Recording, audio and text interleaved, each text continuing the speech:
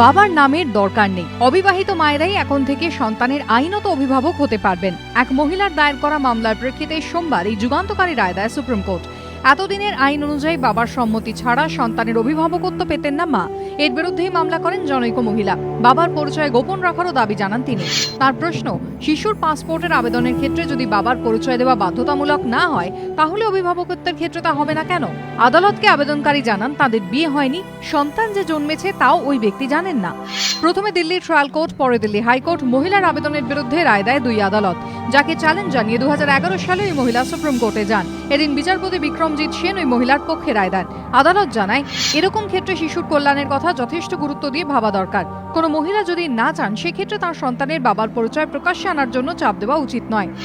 পাশাপাশি গার্জিয়ানশিপ কোর্টকে সর্বোচ্চ আদালত নির্দেশ দিয়েছে নতুন করে শুনানি শুরু করে দ্রুত মামলা নিষ্পত্তি করতে। এবিপি আনন্দ।